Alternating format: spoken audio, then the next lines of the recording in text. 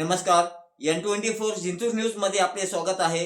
मी रहीम शेख. पाहूया जिंतूर शहरात 4 फेब्रुवारी रोजी जिंतूर तालुक्यातील वसा जिल्हा परिषद सर्कलचे भारतीय जनता पार्टीचे उमेदवार सौ मनीषाताई अभिजित पारवे, दुधगाव पंचायत समितीचे गणाचे उमेदवार बाळासाहेब माणिकराव मांग साखरे यांच्या प्रचारासाठी परभणीचे पालकमंत्री मेघनादिदी साकोरे बोर्डीकर यांच्या आसेगाव येथे प्रचार सभा घेण्यात आली.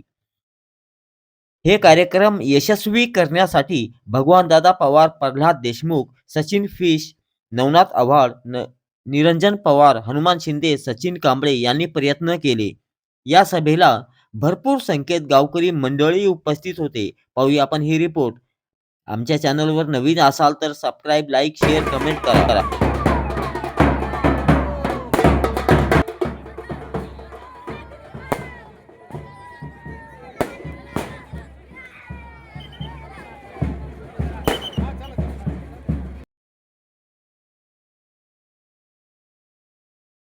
जिल्हा परिषदेचे उमेदवार मनीषाताई पारवे खूप प्रचंड मोठ्या संख्येने दीदींवर विश्वास दाखवण्यासाठी दीदींना पाठवा. सर्वांनी बसून घ्या.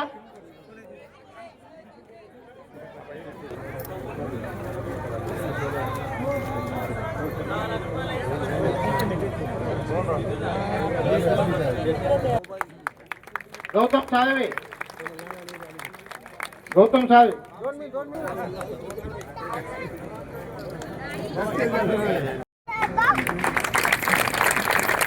दीदींच्या नेतृत्वाखाली संपूर्ण जिल्हाभरात भाजपची लाट आलेली आहे. दीदींच्या नेतृत्व. आदरणीय दीदी, आपण मागच्या इलेक्शनच्या वेळेस आशेगावमध्ये आला होता. त्यावेळेस देखील आया पारवे आणि पंचायत समितीचे उमेदवार नागरेताई आणि बाळासाहेबजी साखरे याच आपण मंत्री झाल्याच्या नंतर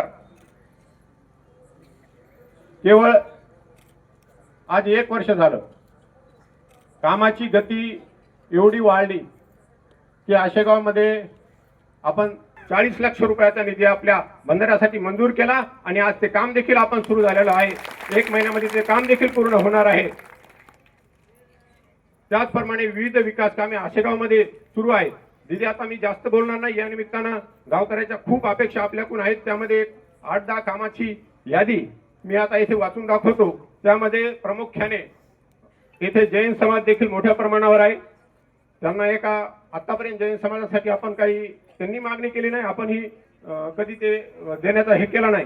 पण त्यांची एक मागणी आहे की जैन समाजासाठी एक सामाजिक सभागृह, तसेच माळी समाजासाठी देखील एक सामाजिक सभागृहाचा प्रस्ताव आहे. त्यानंतर इथे आपण आणि इतर कामे, धनगर समाजाच्या स्मशानभूमीचा प्रश्न आहे, ते तिथे झालेला आहे. त्यानंतर सर्वात अजून एक गावासाठी आवश्यक असणारा विषय म्हणजे मारुती मंदिराचं जे कंपाऊंड वॉल आपण कंप्लीट केलंय. एवढा मोठा एरिया आहे, तिथे जवळपास 1.5 एकरचा एरिया आहे आणि आता इथून पुढे गावात फारसे मैदान राहिले नाही. आता फक्त तेवढं मैदान एक मोठं शिल्लक आहे. बोरी रस्ता, त्यानंतर दोडगाव पांजण रस्ता, हे 2 मुख्य रस्ते आहेत. त्यानंतर मुन्नाभाया, आपण ज्यावेळेस जिल्हा परिषद सदस्य व्हाल त्यावेळेस उखळी पांजण रस्त्याला VR नंबर देऊन त्याची सुधारणा करण्याचा आवश्यक आहे. वंजारी समाजासाठी देखील स्मशानभूमीची आवश्यकता आहे. अशा विविध मागण्या आहेत आणि इथून पुढे देखील दीदीच्या माध्यमातून वेगवेगळे काम होणार आहेत. मी जास्त वेळ घेणार नाही, कारण उमेदवार बोलणार आहेत आणि दीदी बोलणार आहेत. फक्त 2च जण बोलणार आहेत. तरी मी माझा प्रस्ताव संपवतो. धन्यवाद. जय. नाही घेता मी बाकीचे नाव घेणं टाळते. मंचावर उपस्थित संपूर्ण अभिजन वर्ग आणि इथं जमलेल्या माझ्या गावकरी बंधू आणि भगिनींनो, सर्वप्रथम मी आदरणीय मेघना दिदी आणि बोर्डीकर साहेबांचे आभार व्यक्त करते की त्यांनी मला या सर्कलची सेवा करण्याची संधी दिली. मागील 15 वर्ष माझा परिवार या राजकारणाच्या संपर्कात असला तरी सुद्धा मी प्रामाणिकपणे सांगते की राजकारणाचा आणि माझा काडी मात्र संबंध नाही. माझा कोणताही राजकीय पिंड नाही आणि केवळ ग्रामपंचायतच्या प्रचार मोहिमेचा साधा 5 दिवसाचा अनुभवही मला नाही. आणि आज मंचावर आदरणीय मेघना दीदी, आपल्या पालकमंत्री, आमच्या नेत्या असताना या मंचावर मी उमेदवार म्हणून राजकीय भाषण ठोकावं आणि तुम्ही त्या रथाचा सारथी, या सर्कलचं दायित्व स्वीकारायला सर्वोत्तम व्यक्ती आहे आणि याचा दिदींना आणि आदरणीय साहेबांना संपूर्ण जवळच्या वसा सर्कलची जबाबदारी स्वीकारलेली आहे.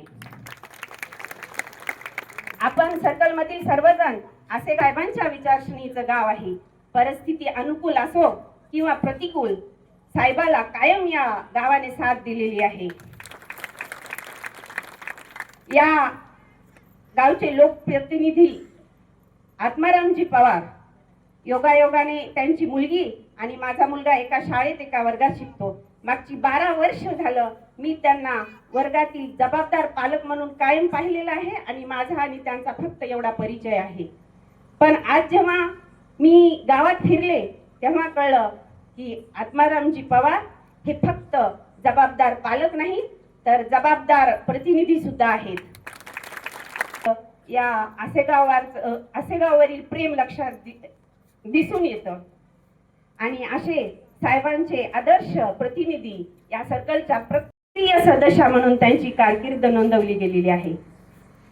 आणि अशा काम करणाऱ्या लोकांसमोर असे निष्क्रिय लोक अगदी शेवटच्या क्षणाला फक्त पैशाच्या जीवावर आणि पैसा टाकून लोकांना विकत घेता येतं या भरोशावर विरोधक म्हणून समोर उभी राहायची हिम्मत करतात, हीच लोकशाहीचा अपमान आहे. आणि या किल्ल्याच्या चारी बाजूला आत्मारामजी पवार असतील, अभिजितजी पारवे असतील,